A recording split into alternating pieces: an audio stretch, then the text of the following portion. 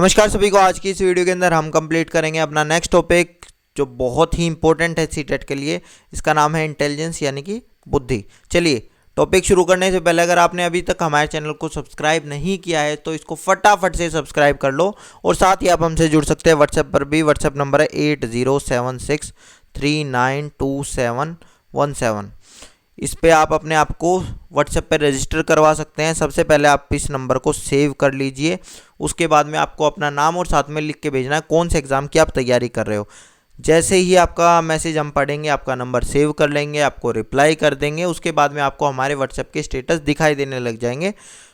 फिर उस व्हाट्सएप के स्टेटस में अलग अलग तरह के लिंक होते हैं, अलग अलग तरह के नोट्स वहाँ पे आपको प्रोवाइड किए जाते हैं और पर्सनल गाइडेंस दी जाती है। बताया जाता है कौन सा टेस्ट कब आ रहा है, किस तरह की कैसे तैयारी कर सकते हो, तो ये सारी चीज़ें। चलिए शुरुआत करते हैं आज के टॉपिक की। Facts about intelligence.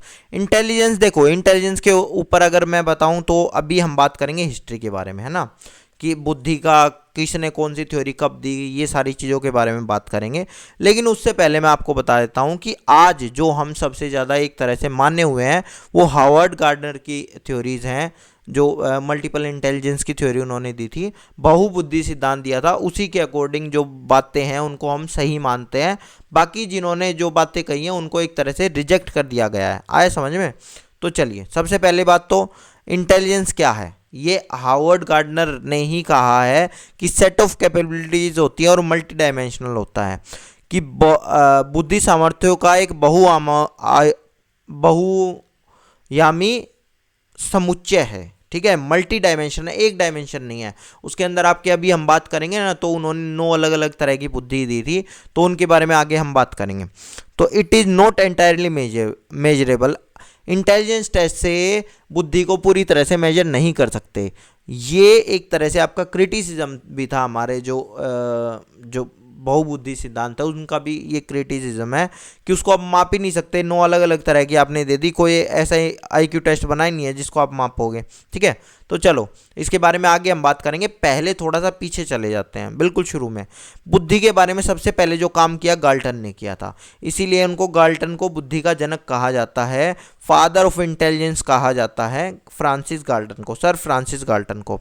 फिर जो पहली थ्योरी जो दी थी बुद्धि के बारे में वो दी थी एल्फ्रेड बिने ने। वो किसने दी थी? एल्फ्रेड बिने ने दी थी। अब इनकी जो थ्योरी थी, इन्होंने कहा था कि हमारे जो इंटेलिजेंस होते हैं वो मेंटल ऑपरेशंस के ऊपर चलता है और इनकी थ्योरी को कहा गया था यूनिफैक्टर।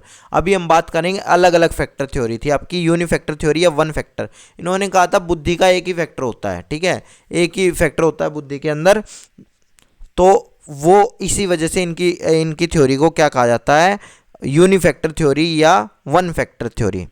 ठीक है, फिर इन्होंने साइमन के साथ, साइमन एक और साइकोलॉजिस्ट थे, उनके साथ मिलके एक स्केल बना, बिने साइमन स्केल। ये आईक्यू टेस्ट की तरह ही था। आईक्यू टेस्ट तो नहीं कहेंगे इसको, लेकिन ये आईक्यू टेस्ट की तरह ही था जो 1905 में बनाया था। और किसके लिए था? जो मेंटली मंद बुद्धि बालकों के लिए इन्होंने ये स्केल बनाया था, उनकी पहचान करने के लिए, है ना। उसके बाद में इसी को फिर इंग्लिश के अंदर ट्रांसलेट किया गोडार्ड ने 1911 में। 1911 में गोडार्ड ने इसी सेम स्केल को, बिने साइमन स्केल को इंग्लिश के अंदर ट्रांसलेट कर दिया था।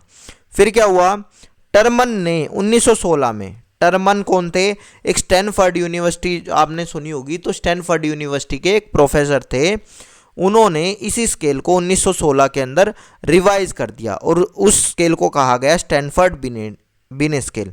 ठीक है, इसके अंदर जब तक हमारा आईक्यू टेस्ट वगैरह, आईक्यू स्केल वगैरह भी आ गया था, स्टर्न ने दे दिया था, तो कुछ चीज़ें वो भी डाली। तो इसको भी आप स्टैनफोर्ड बिने टेस्ट आपका एक तरह का आईक्यू टेस्ट था जो 1916 में इन्होंने संशोधित किया। ठीक है, फिर मैंने आपको बताया विलियम स्टर्न थे, उन्होंने क्या किया? उन्होंने आईक्यू का फॉर्मूला दिया। आईक्यू का फॉर्मूला क्या होता है? देखो, आईक्यू का फॉर्मूला ये कहता है कि भाई एक तो आपकी एक्चुअल एज होती है, एक बच्चा होता है जो 10 साल का है, लेकिन वही बच्चा अगर ऐसे जवाब दे या उसका बिहेवियर ऐसा हो या उसकी सोच समझ ऐसी हो जो 15 साल के बच्चे के हिसाब से है, तो उसका आईक्यू हो जाता है 150। कैसे? जितने बच्चे के हिसाब की उसकी सोच समझ है वो ऊपर लिखी जाएगी, उसको बोलते हैं मेंटल एज, उसको कहा जाता है मानसिक उम्र। और एक होती है आपकी क्रोनोलॉजिकल उम्र, जो वास्तविक उम्र आपकी होती है वो है 10 साल, तो गुणा में 100, तो इस तरह से उसकी 150 हो गई है। ठीक है, ये उसका आईक्यू हो गया। अब इस आईक्यू टेस्ट के अंदर कई सारी प्रॉब्लम है। कौन कौन सी प्रॉब्लम है? एक तो इंस्टेबिलिटी ऑफ स्कोर है, स्टेबिलिटी नहीं है स्कोर के अंदर। आईक्यू सेम नहीं रहेगा कभी, बच्चे का अलग अलग होगा, उम्र के हिसाब से अलग अलग बदल सकता है। जैसे मैं आपको एक एग्जांपल बताता हूँ, दो आईक्यू टेस्ट हैं। मान लो एक तो यही वाला 10 साल का बच्चा है, 15 साल तक के बारे में वो सोच सकता है। दूसरा 20 साल का बच्चा है, 25 साल के बारे में 25 साल के बच्चे की तरह से वो सोच सकता है। अब बताओ, आप देखा जाए तो 5 साल है, वो अपने 5 साल से आगे सोच सकता है। ठीक है, लेकिन दिक्कत क्या है, यहाँ तो 150 आपका आईक्यू टेस्ट का स्कोर मिल जाएगा और यहाँ आएगा 125। निकाल के देख लेना, कई बार निकलवा के पूछ लिया जाता है। क्या होगा, ये आएगा नीचे, ये आएगा ऊपर, मानसिक ए जाती है ऊपर, वास्तविक जाती है नीचे, और गुणा में 100, तो काटोगे इसको तो 5, 125 आ गया है ना, तो ये बदल गया। दूसरा, कई बार ऐसे भी होता है कि अलग अलग तरह का आईक्यू टेस्ट देंगे तो वहाँ पे अलग अलग स्कोर आ जाते हैं, तो उसके अंदर एक कोई स्थिरता नहीं है। हमारे आईक्यू के अंदर प्राप्त अंकों में अस्थिरता है, स्थिरता नहीं है। दूसरा क्या आता है, कल्चरली बायस टेस्ट होते हैं। कल्चर के अंदर कई बार क्या होगा, जो टेस्ट ऐसे होते हैं जिसके अंदर लैंग्वेज का यूज़ होता है, तो हो सकता है कोई वोकेबलरी आपकी यूएस के अंदर बहुत ज़्यादा चलन हो और इंडिया वाले बच्चे को वो समझ में ही ना आए, और आपने वो चीज़ पूछ ली तो, या उस लैंग्वेज में आपने कोई चीज़ पूछ ली, तो बच्चा हो सकता है वो जवाब दे सकता था, लेकिन उसको यही नहीं पता चला आपने क्वेश्चन क्या पूछा है। इसी तरह से कुछ कल्चर के अंदर कोई चीज़ बहुत ज़्यादा पॉपुलर होती है, आपको लगता है कि ये चीज़ तो सबको आती ही होगी, तो आपने उसको वेटेज कम दे रखी है। लेकिन अब जो जिस बच्चे को वो नहीं आती उसके लिए तो वो चीज़ भयानक हो गई है कि ये तो उसको आता ही नहीं है। लेकिन वो फिर वही वाली बात है, हो सकता है किसी कल्चर में कोई चीज़ बहुत ज़्यादा कॉमन हो, इस वजह से उस वाले बच्चों को वो आती हो और दूसरे वाले बच्चों को वो चीज़ ना आती हो, तो इस तरह से कल्चरल बायस भी आ जाता है। फिर एक प्रोडक्ट ओरिएंटेड टेस्ट होता है। आप कभी भी ये नहीं देखते आईक्यू टेस्ट के अंदर बच्चा आंसर कैसे निकाल रहा है, हो सकता है वो तुक्का मार दिया और तुक्का मार के उसने सही निकल गया। एक बच्चा है जो प्रोसेस तो उसकी बहुत सही थी, लेकिन लास्ट में कैलकुलेशन हो गई है, इस वजह से उसका उत्तर गलत आ गया, तो उस बच्चे को तो आप नंबर काट लोगे और उस बच्चे को पूरे नंबर दे दोगे। तो प्रोडक्ट ओरिएंटेड है कि हमें नहीं पता, हमें बस सही आंसर चाहिए, हमें प्रोसेस से कोई लेना देना नहीं है, तो ये भी दिक्कत है। सबसे मेन जो चीज़ है आईक्यू टेस्ट के अंदर, आप बच्चों को लेबल करने लग जाते हो कि हाँ भाई ये होशियार है, इसकी आईक्यू 150 है, इसकी 125 है, 160 है, वो चीज़ दिक्कत है, वो नहीं होनी चाहिए। आगे समझ में। चलिए, अभी हमने बात कर ली थी बिने ने कौन सा दिया था, बिने ने दिया था यूनिफैक्टर थ्योरी दी थी। फिर हमारे चार्ल्स स्पीयरमैन ने 1927 में टू फैक्टर थ्योरी दी है।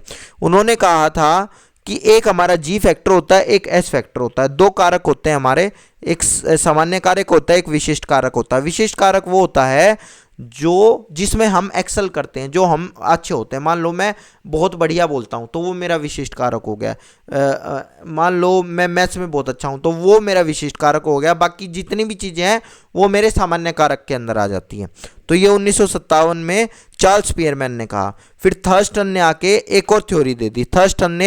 थर्स्टन की थ्योरी के 3 अलग अलग नाम हैं। थर्स्टन की थ्योरी के, एक तो 7 फैक्टर थ्योरी कहा जाता है, एक ग्रुप फैक्टर थ्योरी कहा जाता है, एक theory of primary mental abilities कहा जाता है, प्राथमिक मानसिक योग्यताओं का सिद्धांत कहा जाता है, समूह कारक सिद्धांत कहा जाता है, 7 कारक सिद्धांत कहा जाता है। क्योंकि इन्होंने कहा कि भैया नहीं, ये जर्नल और स्पेसिफिक कुछ नहीं है। हो सकता है कोई बच्चा एक टाइम पे एक चीज़ में अच्छा हो, अगले टाइम पे वो दूसरी चीज़ों में हो जाए, तो उसकी जी फैक्टर एस फैक्टर तो बदल गए। तो उन्होंने कहा इस तरह से हमारे टोटल 7 फैक्टर होते हैं, कोई बच्चा इनमें से किसी चीज़ में भी अच्छा हो सकता है। ये वाली बात कही थी थर्स्टन ने। फिर कैटल ने क्या किया था, कैटल ने आपका ठोस और तरल बुद्धि का सिद्धांत दिया था। इतना याद कर लो, बढ़िया रहेगा। फिर आपका एक सांस्कृतिक बुद्धि सिद्धांत भी का लाभदांक भी इन्होंने दिया था, सांस्कृतिक मुक्त बुद्धि। इन्होंने क्या किया कि भैया हम पिक्चर पूछ रहे हैं बस, ठीक है, पिक्चर से रिलेटेड इन्होंने एक टेस्ट बना दिया जिसके अंदर लैंग्वेज वगैरह की कोई ज़रूरत ही नहीं है। पैटर्न बच्चा देखेगा तो पैटर्न तो हर कल्चर में सेम होते हैं। तो वो इन्होंने इस तरह से एक कल्चर फ्री टेस्ट बनाया था इंटेलिजेंस का, कैटल ने। इंपॉर्टेंट है, इसको याद रखना, ठीक है। फिर थॉर्नडाइक ने मल्टी फैक्टर थ्योरी दी थी। मल्टी फैक्टर थ्योरी के अंदर 3 फैक्टर थे, एक तो एब्स्ट्रैक्ट थिंकिंग, एक प्रैक्टिकल थिंकिंग, एक सोशल इंटेलिजेंस। एब्स्ट्रैक्ट थिंकिंग क्या, जो चीज़ मेरे सामने नहीं है उसके बारे में मैं कैसा सोच सकता हूँ। प्रैक्टिकल थिंकिंग, व्यवहारिक बुद्धि, एक सोशल इंटेलिजेंस यानी कि मैं दूसरों के साथ किस तरह से बिहेव करता हूँ, किस तरह से मेरे रिश्ते रहते हैं, वो मेरी सोशल इंटेलिजेंस थी। ये दी थी थॉर्नडाइक ने, ठीक है। इनकी थ्योरी को मल्टी फैक्टर थ्योरी कहा गया था, बहुकारक बुद्धि का सिद्धांत। बहुबुद्धि सिद्धांत सुनो, बहुबुद्धि सिद्धांत किसकी है? मल्टीपल इंटेलिजेंस थ्योरी किसकी है? आपकी गार्डनर की। लेकिन मल्टी फैक्टर थ्योरी किसकी है? थॉर्नडाइक की है। फिर गिलफर्ड ने कहा था, गिलफर्ड ने क्या किया, इन्होंने 3 अलग अलग बेस मान लिया, 5 6 6, हर उसके अंदर 3, इसके अंदर 5 फैक्टर थे एक बेस में, एक में 6 फैक्टर थे, एक में 6 फैक्टर थे। इन्होंने कहा कि भैया कॉम्बिनेशन बनेगा हमारा, ठीक है। तो ऐसे टोटल 180 कॉम्बिनेशन हो सकते थे, इसीलिए इन्होंने 180 फैक्टर थ्योरी कहा इसको, ठीक है। अब वो कौन कौन से थे? वो आपके based on mainly convergent thinking और इस तरह से थे। मान लो जैसे मान लो इसके ABCDE, ठीक है, ई ये ले लिए मैंने, इसमें 1 2 3 4, तो इन्होंने कहा कि ए का 1 के साथ मिलान हो सकता है, ए का 2 के साथ मिलान हो सकता है, ए का 3 के साथ मिलान हो सकता है। इस तरह से इन्होंने टोटल मिलान करे तो 180 आए, तो 180 कॉम्बिनेशन बन सकते थे। तो इन्होंने कहा कि भैया यही हो सकता है। फिर आईक्यू के बारे में कहा गया है कि आईक्यू ऐसा नहीं होता कि जिन बच्चों का बहुत बड़ी आईक्यू होगा वो पढ़ाई में हमेशा बहुत बढ़िया ही होंगे, नहीं। लेकिन ऐसा भी नहीं है कि आईक्यू तो बहुत बढ़िया है और पढ़ाई में बच्चा बिल्कुल ही डल है, ऐसा भी नहीं हो सकता। तो मॉडरेटली कोरिलेटेड होते हैं, ठीक है। फिर आपका इंटेलिजेंस के कुछ इंपॉर्टेंट आपके आप ये कह सकते हो एग्जाम्पल हैं। स्टैनफोर्ड बिने टेस्ट हमने बात ही कर ली थी, वेस्लर बिने टेस्ट, बेले स्केल, रेवन प्रोग्रेसिव टेस्ट। ये जो रेवन प्रोग्रेसिव टेस्ट है ये कल्चर फ्री टेस्ट भी था, समझ लो। कल्चर फ्री टेस्ट हमने अभी किस किस का पढ़ा है? एक तो केटल का पढ़ा है, एक रेवन का पढ़ा है, इस बात को ध्यान से समझ लेना, ठीक है। तो चलिए अब हम बात करते हैं गार्डनर के मल्टीपल इंटेलिजेंस पे। गार्डनर ने क्या कहा? गार्डनर ने कुछ नहीं कहा, इन्होंने कहा कि भैया हमारी 9 अलग अलग तरह की बुद्धि होती है। अब 9 अलग अलग तरह की बुद्धि हैं। हम इंक्लूजन वाली समावेशी शिक्षा के बारे में बात करते हैं, तो भैया 9 अलग अलग तरह के आपको पढ़ाने के लिए तरीके भी ढूंढने पड़ेंगे, क्योंकि हर बच्चे का 9 अलग अलग तरह की बुद्धि है, तो उनके लर्निंग स्टाइल अलग अलग होंगे। तो आपको कोई भी विषय पढ़ाना पड़ेगा तो 9 अलग अलग तरह से पढ़ाना पड़ेगा। फिर आपको उनका टेस्ट भी अलग अलग तरह से लेना पड़ेगा। इसी तरह से आपका कोई भी एक जो बच्चा होता है वो जो इंटेलिजेंस होता है, वो बुद्धि होती है, वो क्या होती है? वो किसी भी प्रॉब्लम को किस तरह से सोल्व कर देता है। और हर एक बच्चे के अंदर यूनिक एबिलिटीज़ होती हैं कुछ, और टीचर को अलग अलग तरह से पढ़ाना चाहिए, अल्टरनेटिव वे से अपनी पेडागोजी के अंदर उसके अंदर यूज़ करना चाहिए। और इंटेलिजेंस अलग अलग तरह की होती है, हमने बात कर ही ली है।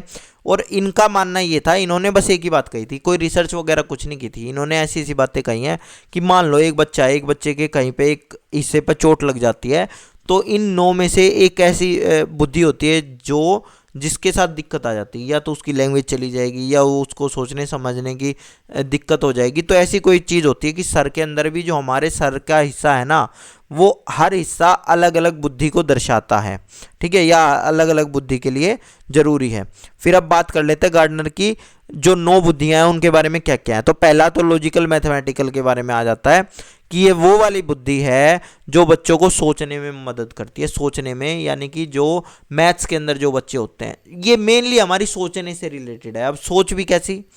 मैथ से रिलेटेड, रीजनिंग से रिलेटेड।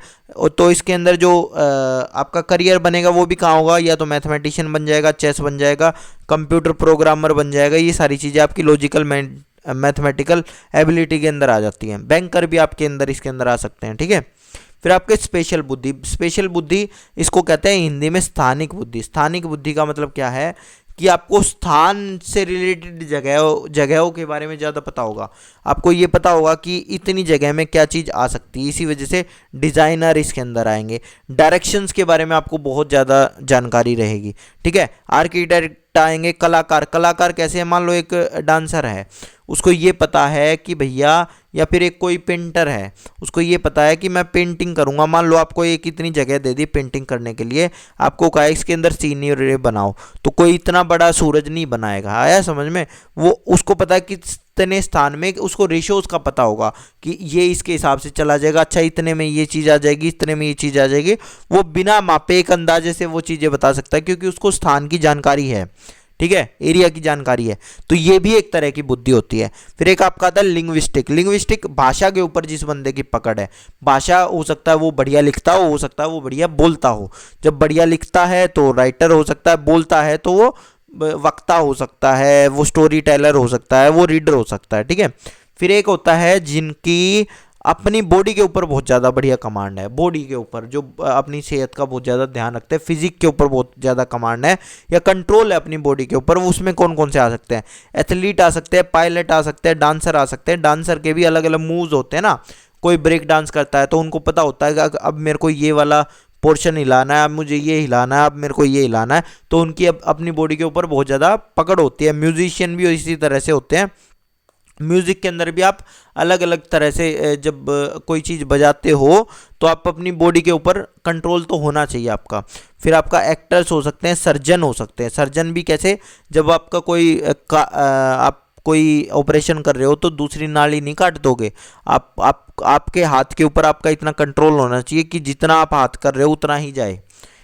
आप ये कहोगे ये कैसी बात कह दी? अपने हाथ कभी सीधे रख के देखना, आपके हाथ कांपेंगे, सर्जन के नहीं कांपते। हो सकता है आप में से काफ़ी लोगों की ना कांपें, लेकिन कुछ लोगों के होते हैं तो उनके अंदर ये वाली दिक्कत होती है, ठीक है।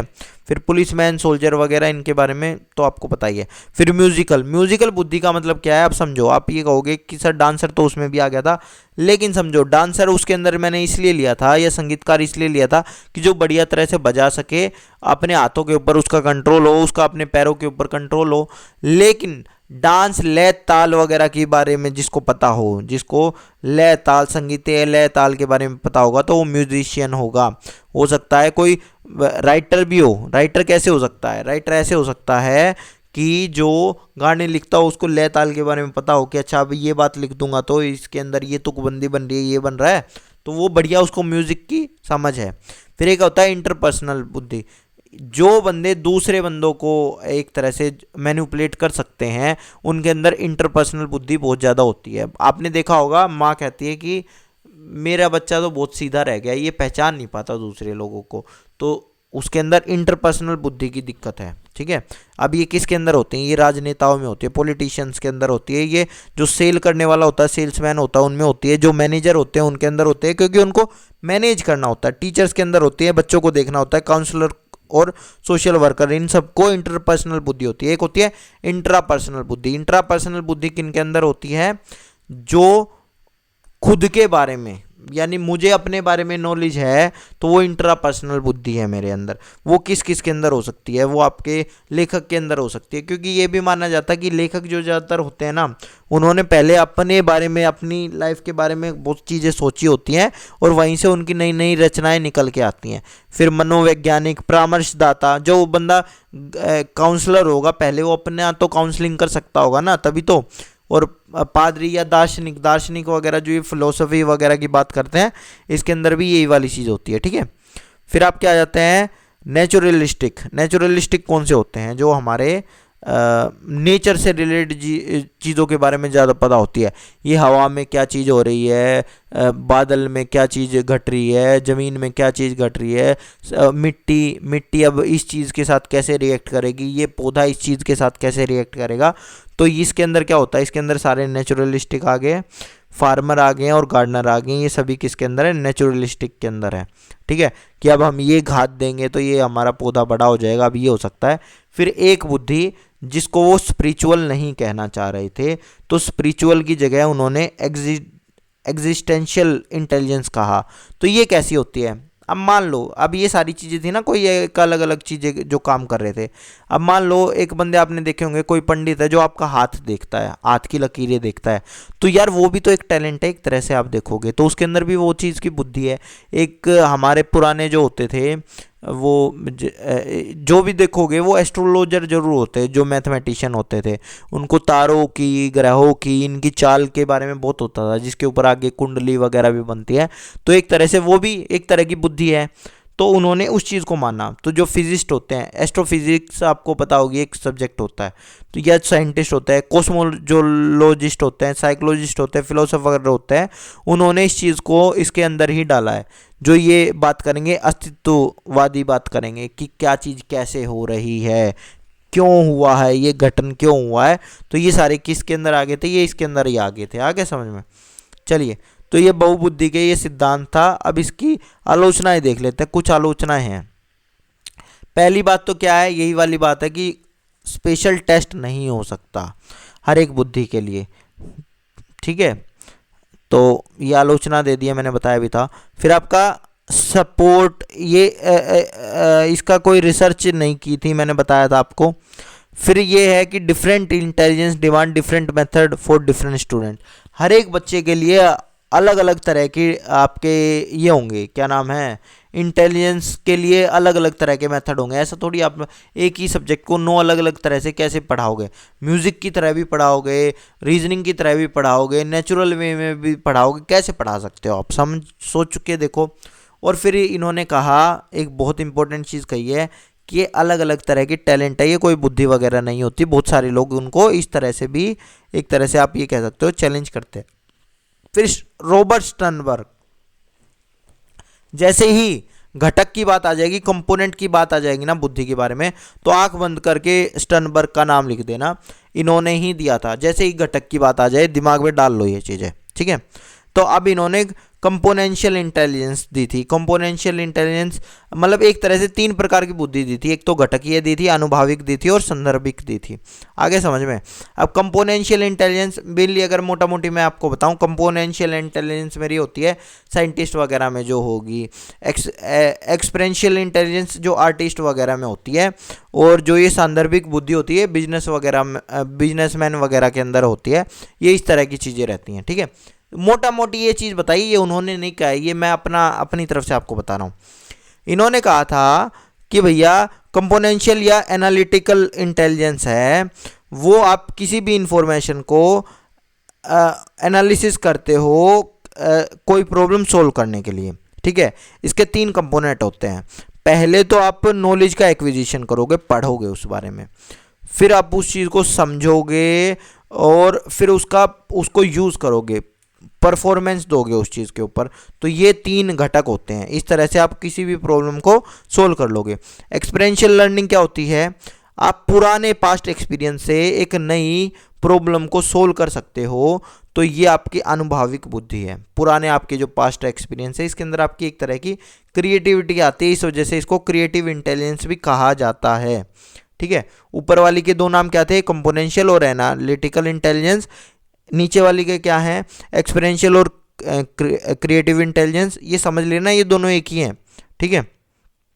फिर आपका होता है कॉन्टेक्चुअल या प्रैक्टिकल इंटेलिजेंस। ये होते हैं जुगाड़ू लोग, जिनके पास जुगाड़ होता है, जुगाड़ के हिसाब से कुछ भी कर सकते हैं। तो ये आपका कॉन्टेक्चुअल इंटेलिजेंस या सांदर्भिक बुद्धि के अंदर आ जाता है, ठीक है दोस्तों।